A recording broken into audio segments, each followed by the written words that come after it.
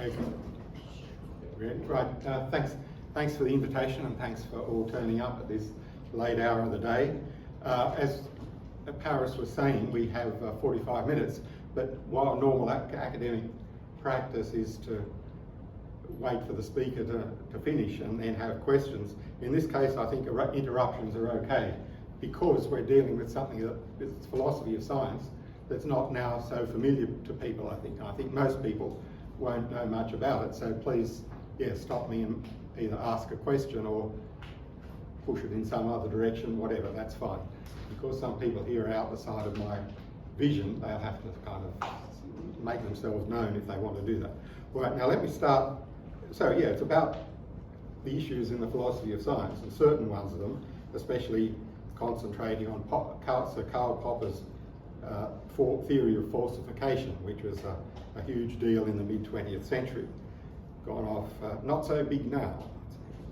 Let me just start by reading a couple of paragraphs from my book, Corrupting the Youth, A History of Philosophy in Australia, because it gets us in the mood of what a big thing this was, say, around the 1950s. So just starting to read. Citations. That word strikes fear into the heart of the average academic. To deflate all but the most robust intellectual ego, it's only necessary to ask innocently, how are you doing in the citation indexes, mate? These indexes, of which the Arts and Humanities Citation Index is the one relevant to philosophy, these things are replaced now by Web of Science and Google Scholar, but this was the ancestor of them. Now these list under each author's name all the citations to that author's work in the current year. The purpose of the exercise is to allow research topics to be followed up. But another byproduct is the possibility of tracking large-scale trends in academic fashion. A big study was made on the Arts and Humanities Citation Index for the period 1976 to 1983, and the results include a list of the works of the 20th century that were most cited worldwide. Can you guess who is the most cited author among the humanities people? Chomsky. That's not a bad guess, actually. He's up there. Karl Popper? Sorry? Karl Popper? Karl Popper. No, again, he's up there, but Aristotle. It has to be, no, we're talking about ones of the lived in the 20th century. David Lewis. Aristotle is very big, Shakespeare, etc. Was it David Lewis? David Lewis. No, he wasn't that big by that time. He was only just becoming famous. The most cited author of the century was Lenin, which confirmed a number of right-wing suspicions about the humanities industry. But the most cited single book on any subject was Thomas Kuhn's The Structure of Scientific Revolutions. Sir Karl Popper's major books on the philosophy of science, The Logic of Scientific Discovery, and Conjectures and Refutations were both among the top 50. We won't say much about Kuhn at this stage, but it's kind of amazing. But notice that these are cited not by scientists. We're looking at the Arts and Humanities Citation Index. So these are cited by humanities people. And you might think that means they're interested in science, but I have my doubts about that, given what those Kuhn and Popper said. Well, anyway, let's stop there for a moment and look about why science is of interest to philosophy. And I'm just going to run through a list of the different questions you could have, or different reasons, or different distinctions, or whatever, that are about science and that are of philosophical interest. Well, I mean, the big reason why philosophy is or should be interested in science, that science appears to be incredibly successful at knowing things, and it cures people of this, that and the other, and produces marvellous technology like our iPhones and everything. Well, this doesn't seem to be the case in some other branches of knowledge, such as philosophy or theology or sociology or what have you. Well, why is that so? And is there anything to learn from the success of science in knowledge? Or indeed, is it as successful as it says? Well, the next question is, should you believe it? Or maybe the question shouldn't be believe it in total. Should you believe some of science or all of science? And if it's some, which part, and we shouldn't. Now, philosophers sometimes talked about the pessimistic induction, as they call it. And some claim that there's a bad track record of science, and the things that used to be regarded as scientific truths are now not regarded as true anymore, like the Ptolemaic theory of the planets or the existence of phlogiston and so on. And they say, well, you should conclude from this that pretty much everything that's now believed by science will one day come to be not believed. Well, that will be certainly a bit of a worry, but I think that's not going to happen. What about, there seem to be, well, it's, even if you think, and there's some doubt about climate science, people are complaining about that, but what about some of the more solid and kind of internal conclusions of science? What about the fact that the blood circulates? I don't think this is going to become unknown in the future. You can kind of see it. It was very difficult to discover that the blood circulates from the heart out and then back again, because you can't really observe it with old type instruments while the thing is live, because you can't observe it when the thing, by dissection, because the thing is dead and it's not circulating anymore. But it was discovered only about 1600, but it's pretty solid. And likewise, the causation of flu by viruses, for example, I don't think that's going to become undiscovered.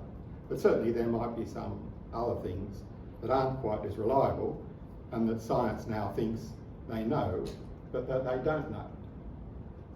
Just to take an example that you might think that suggests that science is sometimes overconfident. If you go back to an encyclopedia of 1910 and look at the article on the sun and ask for look at their explanation of why is the sun hot, well, it's complete rubbish. I mean, but they don't admit that. The right answer is we haven't got a clue why the sun is hot. But they don't talk about that. They talk about, oh, what about maybe it's contracting and giving out some heat or something. But in fact, it was just discovered that the reason why the sun is hot is fusion reactions. And these are completely different to anything they knew about in the 19th century.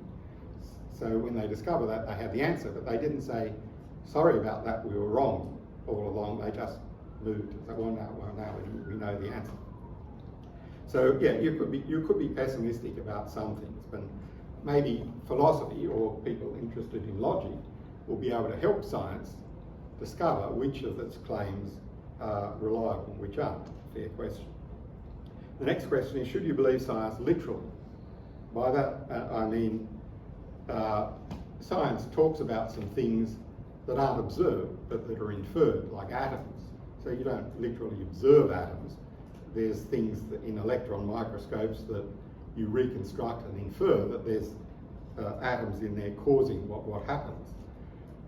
But a lot of things in fundamental physics that are very far from experimental reality, and likewise about the distant galaxies and so on. Should you think, there's a debate which is called realism versus instrumentalism.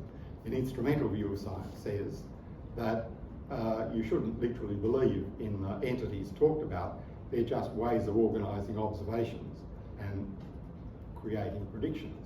Whereas probably most scientists, but not all, take a more realistic view, and the atomic physicists think, yeah, there's really atoms in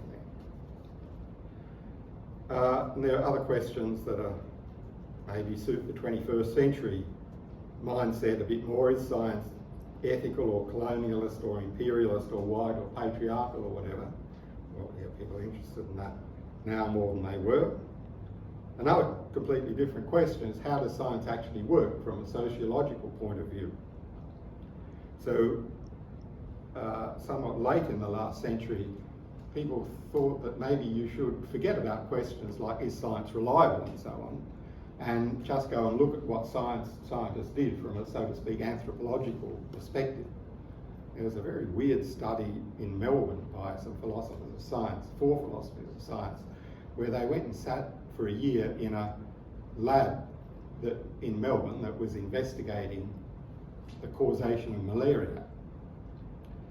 And they wrote that their idea was that they'd ignore the fact that the scientists thought they were finding facts about malaria, and they'd just look at how the sociology and how they wrote inscriptions and who got grants from which wonderful inscriptions. As if you were an anthropologist investigating some remote tribe and their witch doctors. So you didn't take any notice of any claims that the witch doctors made about causation. You just observed them. And this study didn't work out very well, and the reason was that half of the investigators decided that you couldn't really understand what the scientists were doing without taking notice of the fact that they were discovering facts about malaria. So, trying to do sociology of science in complete abstraction from the effort of science to get to the truth is quite difficult to do. The next questions you might look at is, what about the different kinds of science? Are they sort of all the same, or are they, from a philosophical point of view, substantially different? So there's a rough division into natural sciences like physics, chemistry, biology, and social sciences like economics, psychology, anthropology, sociology, and they kind of look different. What is the difference? But in the last 80 years, there's besides those 2 divisions, there's a division that I wish philosophers would think about more, but they don't much, called the formal sciences, which are, or mathematical sciences, or sciences of complexity, things like operations research and computer science and applied mathematics, statistics, which seem to, they tell you about some aspect of the world, but they're not like natural sciences where you do experiments, and they're not sort of about people like social sciences. They seem to be studied almost entirely mathematically. Well, so there's these different kinds of science, and then even within natural sciences, there's a big difference between, say, fundamental physics, which with quantum mechanics and things, which is kind of hair-raising and trying to work out what's going on, and something a lot more down-to-earth like oceanography or something. With oceanography, there aren't much problem about inferred entities. You go out and look at the oceans, and different oceans behave differently, but you work on the physical principles and predict the currents and so on. So that seems different to what you do in quantum mechanics. And there's the whole quantum mechanics. Philosophers love this and love telling physicists what they should think about interpretations of quantum mechanics. I can't tell you anything about that. I know nothing about quantum mechanics. Another question is that the philosophers of science talked about is the context of discovery versus the context of justification. So discovering, what people roughly think is that discovering a new idea, you can get it any way you like. Your muse can speak to you, or you can have a thought bubble in the bath, and that, or you get an idea from some science fiction movie or something. It doesn't matter where ideas have come from, where you discover them. And there's probably no method of discovery. But on the other hand, justifying something once it's there, it seems much more methodic. There seem to be methods of testing, and if you've got an idea that some procedure, say surgical procedure, is going to cure somebody, well, you know what to do. You apply the surgical procedure. Maybe you can try it on the rats first and see if it cures things, and you know what you're doing. There should be something more methodical about that, which maybe philosophy can tell you about. And getting to near the end, what is the logic behind confirming scientific theory? So what is the actual relation between scientific evidence, like observation, experiment or whatever, and conclusion, theory, and that's what Popper and et al. Were talking about, and that's what we'll get to in the next part of the talk. Yeah, well, is there any other things you think philosophy and science might come together in, or any other aspects of science that you think philosophy should be thinking about? Yeah? Maybe moral psychology and how it overlaps with metaethics. What psychology? Moral psychology. Moral psych. Oh, yeah, right. Okay. Yeah, yes. So when I talked about ethical aspects of science before, I was thinking about the ethical ethics of, say, doing something scientific, but that's different. Yeah, there's moral psychology. So in the mid-century, psychology was a very weird subject, and they had behaviourist theories that said there was nothing in there at all, and they had Freudian theories that said something completely different. But they tried to do psychology as they called it, positive science, without mentioning anything to do with morals or ethics. But a lot of what you probably want to do in, let's say, adolescent psychology it's got a lot of moral content, and you want to know what sort of virtues there are that adolescents should be getting on board with, and what risks there are to their mental health. So if you just to speak about a risk to a mental health, surely risk has got a moral content in that it says that if the risk is realised, something bad has happened to somebody. Yeah, so that's right, there's going to be overlaps there. That is a good point. Any other things where you think philosophy might overlap with science, or advise on science, or science raises some philosophical questions? Neuroscience and philosophy of mind.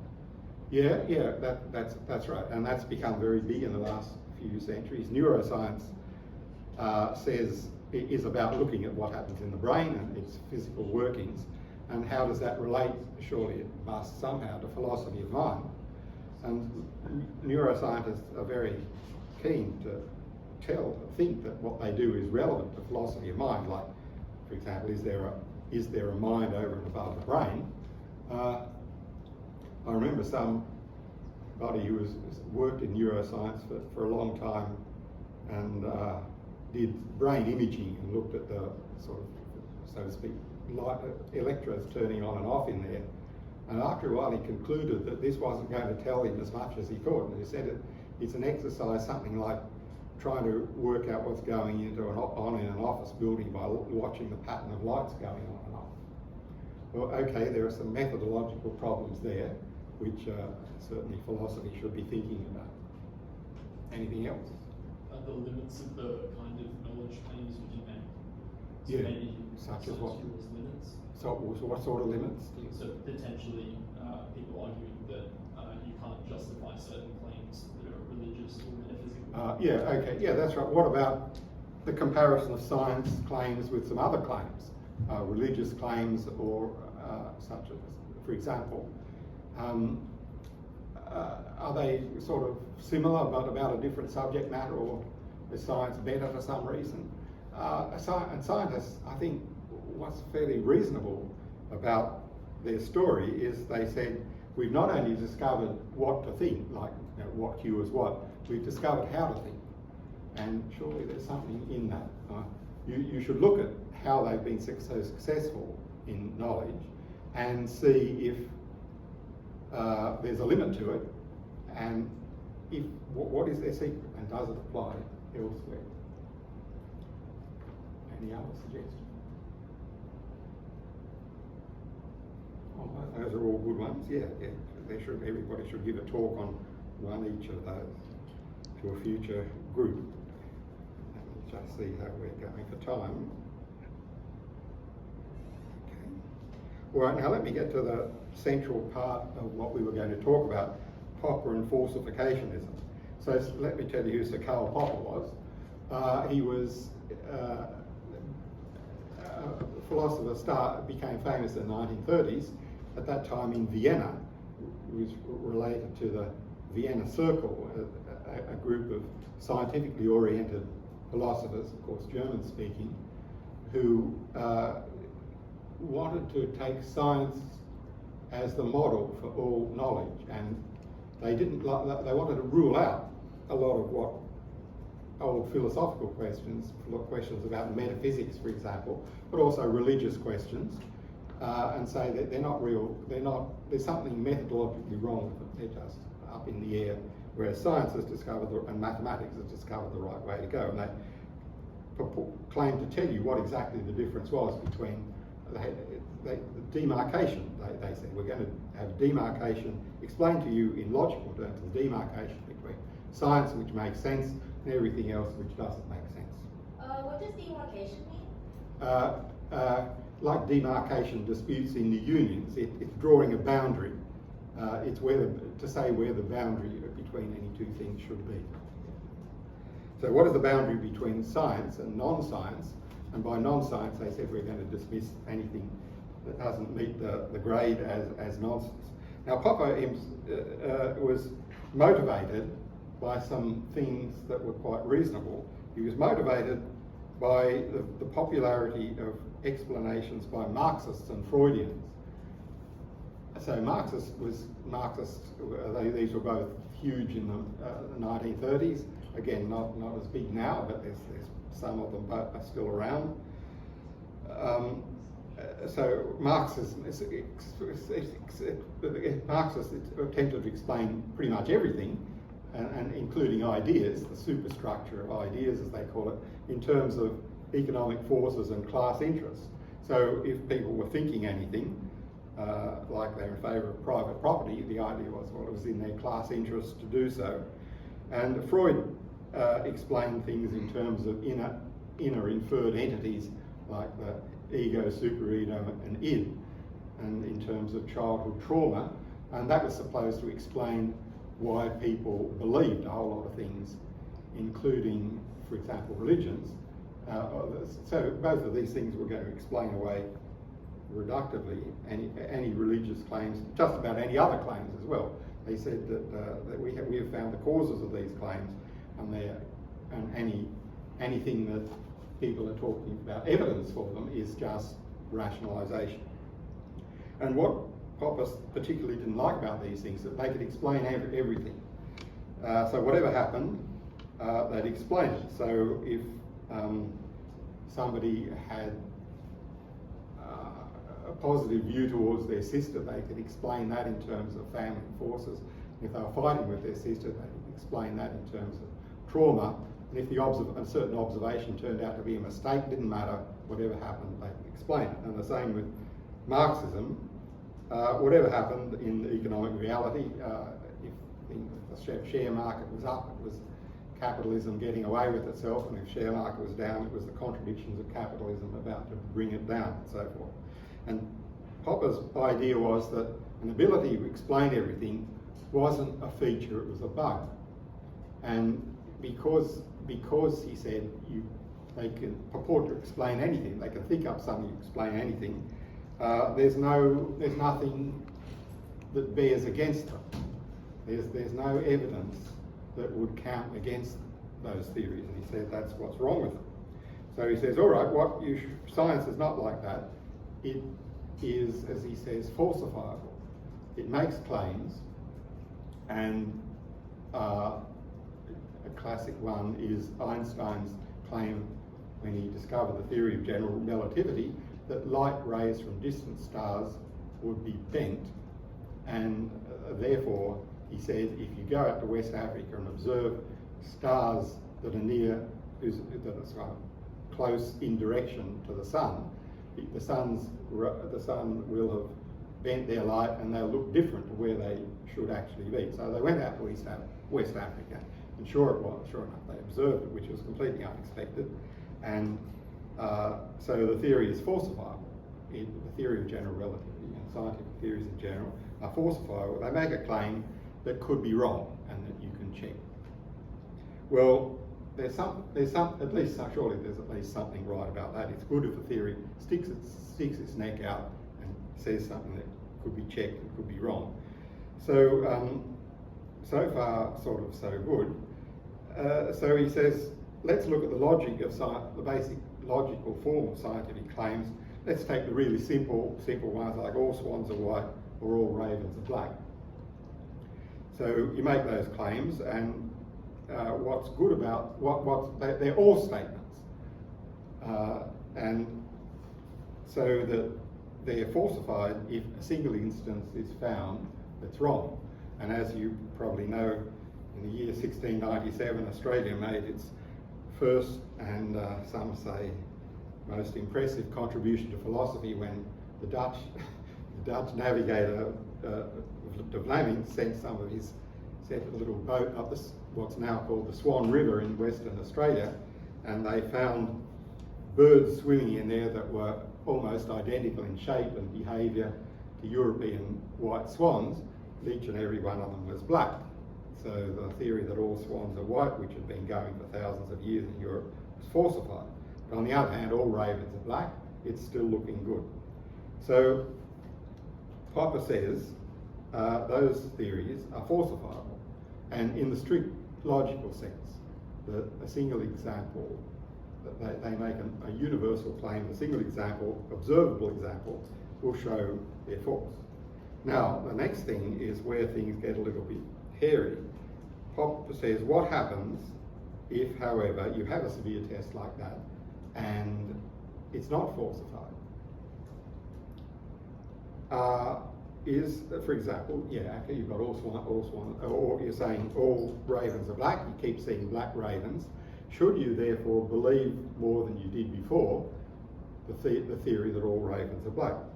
And Popper's answer is no, which is a somewhat counterintuitive answer, because you think, and people in the Vienna Circle have said theories like that are verifiable. By verifiable they meant that you can check them, and if they come out true, well, you should believe them, or at least believe them more than what you should before. And Popper said, no, that's not true. If they pass the severe test, all you can say is they're not falsified yet. You might act as if they're true because you haven't got anything better to do, you haven't got a better story, but still, you shouldn't actually believe them. And he says that the reason is that there isn't any logic other than deductive logic. So let me remind you what deductive logic is. It's logic where you're given premises and the conclusion follows with certainty from the premises. So in the classical example that we're still using, philosophy is a very traditional subject, all men are mortal, Socrates is a man, therefore Socrates is mortal. Well, definitely, if the two premises are true, you can be absolutely certain there's no kind of gap or case for doubt that the conclusion is true. So you deduced it, it's called deductive logic. Well, definitely it's not deductive logic to conclude from all observed ravens are black to all ravens are black, because it could be that the next raven is white or purple, whatever. So Popper says that in that case, well, there's no logic other than deductive logic. You don't rationally believe, or even believe more than you did before, a conclusion. So the conclusion is really that science can't progress. Now, that is surprising, especially since Popper's book saying this is called The Logic of Scientific Discovery.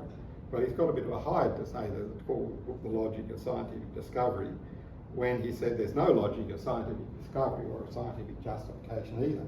And there's a comment about this by Popper's opponent David Stowe, a Sydney philosopher, who was a mentor of mine and actually taught at UNSW for a while in the 1950s. He got a job at the University of New South Wales about 1954 by an administrative mistake. So the university, this is in the early years of the university, and the university was expanding a fair bit, and they had a general studies program and wanted people to do philosophy of science. And they sent an offer of employment to him by mistake, although he was the second listed candidate. And when they discovered it, they concluded they were expanding enough to appoint both candidates. So he just scraped into academic life by the skin of his teeth. But his book is of 1980 is called Popper and After Four Modern Irrationalists, and it attacks Popper and the followers like Kuhn. This is a later version called Anything Goes, and there's a later version as well called Scientific Irrationalism. It's become quite a popular book. And he comments about this title of Popper, saying, Popper's talking like this about as if scientific discovery of the logic is the story of one kind of reaction to the disappointment of extreme expectations. That kind of reaction, namely, of which the best epitome is given in Aesop's fable of the fox and the grapes. Maybe you don't know that, so I'll tell you that. One of Aesop's fables is that the fox tries to get the grapes, but they're too high. The fox can't reach the grapes, so he said, oh, well, they're sour anyway, not worth getting.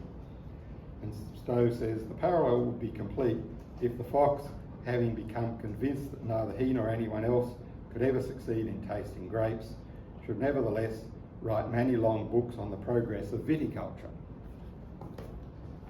So what Stowe says identifies as the mistake of Popper and the later his followers like Kuhn is the mistake of deductivism, saying that the only logic is deductive. But there are some other problems. We took as the paradigm or kind of ideal, what do you call it, simplistic version of scientific truth, a simple or statement like all swans are white. But actually, not all scientific statements or theories have that logical form. And in fact, anything a bit complicated doesn't. So what about the theory that there are unicorns, or to take a modern example, there is dark matter? Well, that's not an all statement. It's a there is statement, existence statement, which is kind of the opposite of the basic logical quantifiers. All and some, or there is for all, and there exists. And could I ask who here has done first year discrete mathematics?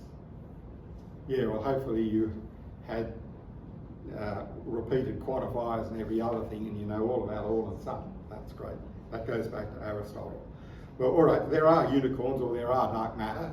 Well, you can stay hopeful, but if you keep looking around and don't find any unicorns and you don't find any dark matter, you can stay hopeful or not, but it's not falsifiable, because no matter what you've observed, there could be some somewhere else. And what about Newton's second law of motion? It says for every action, every force, there's an equal and opposite reaction. Isn't that the third? Isn't that the third? The second is second. equals to ma. The third is the equal and opposite one. Maybe what would you count? You count that as first. The first is inertia. So an object that is moving tends to stay in motion. Yeah, that's right. And what do you count as the second? F equals to ma. All right. I was thinking that was third. And well, anyway, the matter of how to count them is it's fairly standard. But anyway, I refer to the Newton's law, whichever it's named, whichever it's counted. The one that says for every action there's an equal and opposite reaction. Well, there's a for all at the beginning, for every, but then there's a there exists, and therefore it's not falsifiable under Popper's criteria. And as Stowe points out, if one of the classics in deductive science is Newton's derivation of Kepler's laws of planetary motion from the law of gravitation. The law of gravitation says what the gravity is between any two bodies, and you can infer from that, you can deduce from that the orbits of planets are elliptical. Well, but it's actually not a deduction, because as Stowe points out, you could have square orbits. All you need is a whole lot of extra forces out there that push it out of shape. Definitely, the derivation follows if there's no substantial extra forces. But there are some extra forces out there is a possible point of view. And then there's this whole matter of statistical tests, which are especially big in biology. Popper wasn't too keen to talk about these and said that definitely they're not deductive. And the way a statistical test works is that you conclude that something is or isn't a cause at the 95% confidence level. You can't really push this into deductive form. Popper sort of said briefly that by methodological fiat you count it as falsified. But this is not very good. This is like the old philosophy joke about how many legs has a dog got if you call his tail a leg? And the answer is 4. You can call a tail whatever you like, but it isn't a leg. Keep that joke in mind. Use it sometime. Right, now we're getting near the end, but I'll tell you what I think is the right answer, which is Bayesian philosophy of science. So what about the fact that suppose, what is the actual relation between all observed ravens are black and all ravens are black? And it's the one that is kind of naively, most people I think naively take it as what you should think, which is that it makes it more probable.